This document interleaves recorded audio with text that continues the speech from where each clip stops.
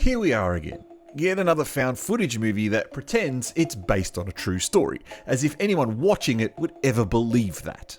There was a time when found footage movies were awesome. I'm going to sound like a boomer, but the Blair Witch Project and Paranormal Activity are the highlights of the genre for me.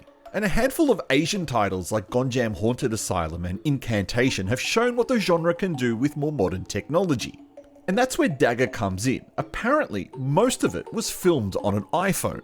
And the two lead characters are YouTubers who create prank-style videos who want to take down the patriarchy and smash capitalism. This movie couldn't be more Gen Z if it tried. Two girls who run a popular social media channel where they cause mischief are on the way to the set of their latest prank, where they are disguising themselves as catering staff for a luxury commercial shoot. Their plan is to steal and sell all the expensive goods and donate the proceedings to charity. However, before they arrive at the location, the film crew and the actors of the production unknowingly unleash a druid demon who begins to hunt them down after they play around with an ancient dagger. For me, this is definitely a movie of love and hate. I loved the story idea and thought it was brilliant, but I hated the execution, specifically the characters.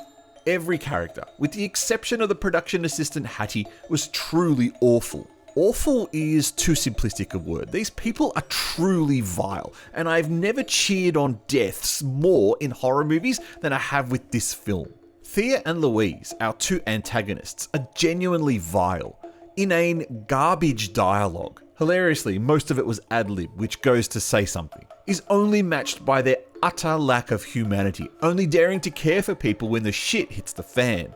Likewise, the commercial cast and crew are just pathetic grovelers or narcissistic actors. And when the dagger scene finally happens, I couldn't help but smile as one of these pathetic simpletons was no longer on screen. Now I just had to wait for the rest of them to be thinned out. One of the other biggest issues with found footage movies is the need to set up the scenario.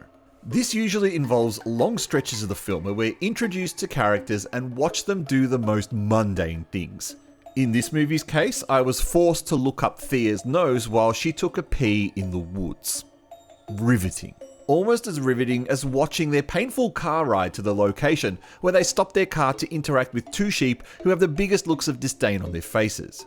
Those two sheep, and the cow they also meet, are the best parts of this film. What a shame, because the idea of a druid demon who is unleashed when a dagger is used sounds like my kind of movie. Just if that kind of movie had better characters and wasn't shoehorned into a found footage format where the filmmaker was under no obligation to create an ending. Found footage plus awful characters equals a movie that I was going to hate. I'm glad this lived up to its expectation.